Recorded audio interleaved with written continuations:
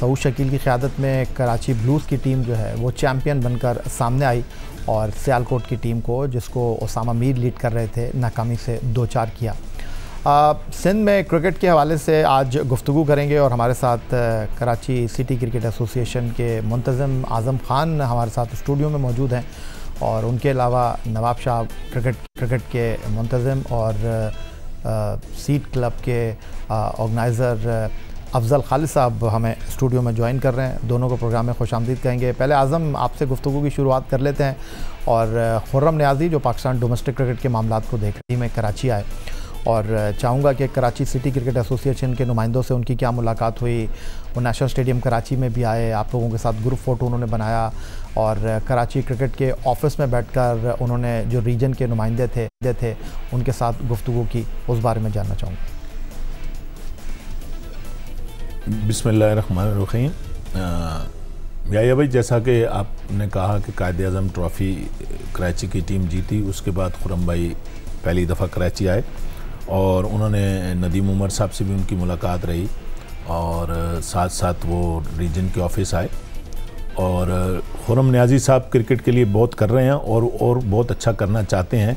उस सिलसिले में वो ऑफिस आए और सारे जो हमारे ओहदेदारान थे उनसे मुलाकात की उन्होंने और उनको बताया कि वो क्या करना चाहते हैं और क्या उनका आगे का प्लान है और साथ साथ जो एकेडमी वो पूरे पाकिस्तान में लगा रहे हैं उसका आगाज़ वो कराची से करना चाहते हैं। फ्यूचर स्टार्स क्रिकेट एकेडमी जो रीजन और पीसीबी मिलके लगाएंगे। आपको पता है कि खुर्रम नियाज़ी साहब की पूरी कोशिश ये है कि पाकिस्तान में क्रिकेट ऊपर जाए और ख़ास तौर पे वो बड़े शहरों के में जो है कोशिश कर रहे हैं कि जहाँ क्रिकेट थोड़ी बहुत ग्राउंड ना होने की वजह से थोड़ी बहुत पीछे जा रही है, उसको आगे लेके आएँ। और हमने उनसे, हमारे जो खालिद नफीस भाई हैं, तौसीफ सिद्दीकी साहब हैं जो हमारे एक्टिंग सेक्रेटरी हैं, उन्होंने उनको ग्राउंड के हवाले से भी आगाह किया और उन्होंने कहा इंशाअल्लाह मैं बात करूँगा और रीजन को ये ग्राउंड दिलवाएँगे। आज़म खान हमारे साथ मौजूद हैं और कराची क्रिकेट के हवाले से हौसला अफजा खबर है कि खुर्रम नियाज़ी जो Pakistan cricket board domestic director हैं वो कराची आए और तवातुर के साथ वो कराची आ रहे हैं और कराची रीजन में जिस तरह आज़म खान ने बताया कि वो फ्यूचर स्टार के हवाले से एक एकेडमी बनाने का इरादा रखते हैं कराची सिटी क्रिकेट एसोसिएशन के साथ, उस पर मज़ीद बातचीत करेंगे। अफजल खालिद हमारे साथ मौजूद हैं, मुंतज़म हैं नवाब शाह क्रिकेट के। अफजल खालिद साहब, सबसे पहले तो मैं ये जानना चाहूँगा कि हैदराबाद में जो 7 रीजन आते हैं उनमें से एक नवाब शाह है।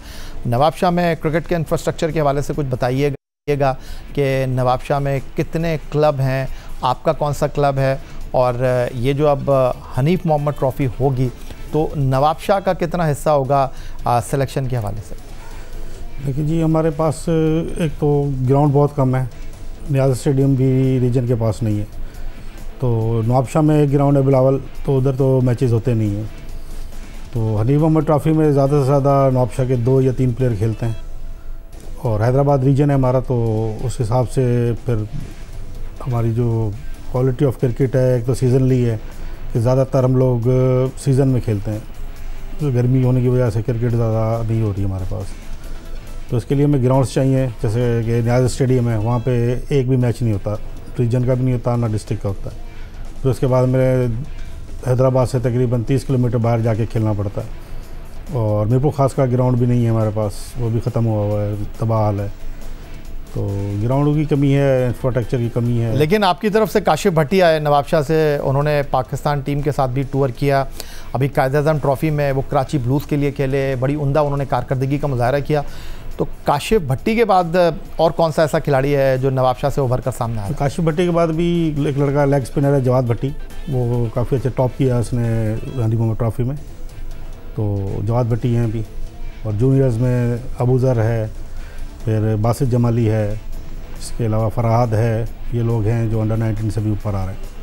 आज़म खान साहब, वापस आपकी तरफ आ जाता हूँ और जानने की ये कोशिश करूँगा कि बराह रास्त खुर्रम नियाज़ी का कराची सिटी क्रिकेट एसोसिएशन के जो 7 जोन हैं उनके नुमाइंदों के साथ बातचीत करने का कोई फ़ायदा, क्योंकि जो सबसे बड़ा मसला है इस वक्त कराची का, वो ground Karachi city cricket association के पास है नहीं और आपके जो मुख्तलिफ़ क्लब हैं 7 जोन में, उनको सैटरडे और संडे को मैच खेलने के लिए ग्राउंड नहीं मिलते क्योंकि वो मल्टी नेशनल कंपनियों के पास होते हैं और आपके जो क्लब हैं वो मैदानों का इंतज़ार करते हैं। या भाई सैटरडे संडे नहीं, पूरे वीक ही नहीं मिलते ग्राउंड क्लब को खेलने के लिए। और खुरम न्याजी साहब, जैसे मैंने आपको बताया कि वो पाकिस्तान में क्रिकेट के लिए बहुत काम कर रहे हैं और वो कराची बड़ा शहर है, उनकी कोशिश ये है कि कराची की क्रिकेट जो है वो बहाल हो। और इस सिलसिले में उन्होंने हमें सबको यकीन दिलाया कि इंशाल्लाह वो ग्राउंड के सिलसिले में चेयरमैन क्रिकेट बोर्ड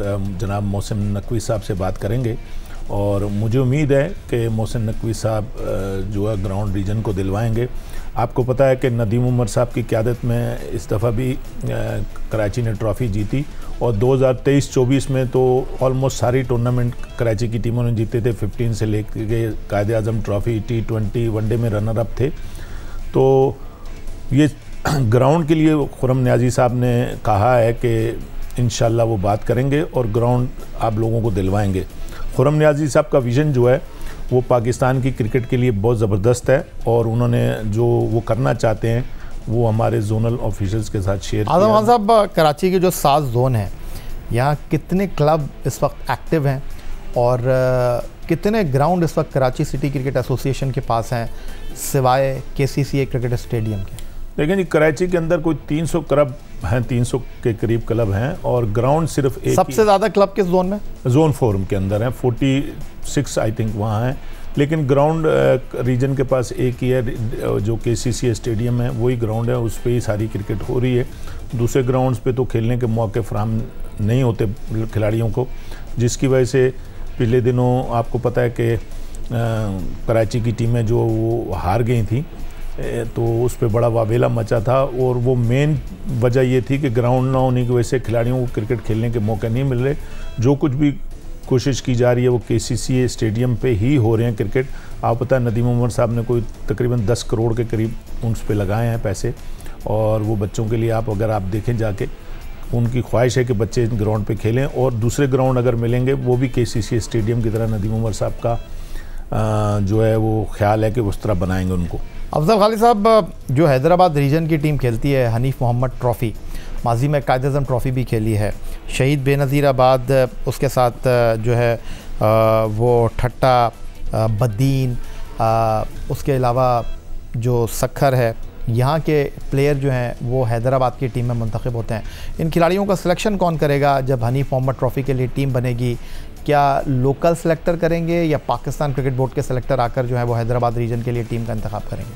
जी देखें, अभी बोर्ड ने एक सिस्टम दिया हुआ है कि कोचेज़ ही आते हैं, वही ऑटो सेलेक्टर भी हैं उसी में, और जो रीजन का कोच है वही सिलेक्टर होता है। फिर उसके साथ डायरेक्टर डोमेस्टिक होते हैं तो वो ऑटो में वो लोग उनको सेलेक्ट करते हैं। तो सखर तो हमसे अलग हो जाता है, वो अलग रीजन है, लाड़काना रीजन आ जाता है। लेकिन हमारे पास जो डिस्ट्रिक्ट हैं उसमें जामशरो है, मिपो खास है, बदीन है, ठट्ठा में ग्राउंड नहीं है, बदीन में ग्राउंड नहीं है, तो सांगड़ है। तो ये डिस्ट्रिक्ट्स हैं हमारे साथ। तो ये हनीफ मोहम्मद ट्रॉफ़ी में बस यहीं से टीम बनती है। कराची का तो मसला है, कराची एक बहुत बड़ा शहर है लेकिन यहाँ पर जो मुख्तलिफ जोन है उनके पास अपने खिलाड़ियों को खेलने के लिए ग्राउंड है नहीं।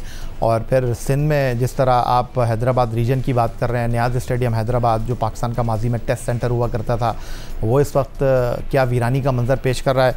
तो आपके पास ऐसा कौन सा ग्राउंड है जहाँ पर, जिस तरह आज़म खान ने बताया कि सिर्फ सारी क्रिकेट KCCA ग्राउंड पर हो रही है? हमारे पास एक बिलावल स्टेडियम है नवाबशाह में जो एक्टिव है, उधर ही क्रिकेट हो रही है सारी। और हैदराबाद नियाज़ स्टेडियम के भी खुरम न्याजी साहब आए थे तो उन्होंने कोशिश की है कि भी हो सकता है अभी हैंड ओवर हो जाए PCB के। तो अगर नियाज़ स्टेडियम PCB का हैंड ओवर हो जाता है तो फिर क्रिकेट आबाद हो जाएगी वहाँ पर भी। तो आज़म खान साहब ये बताइएगा कि ये जो कराची की टीम कायदे आज़म ट्रॉफ़ी जीती है, एक टाइम पर तो कराची की टीम कायदे आज़म खेल ही नहीं रही थी, लेकिन कायदे आज़म ट्रॉफ़ी में शामिल हुई, चैम्पियन बनी।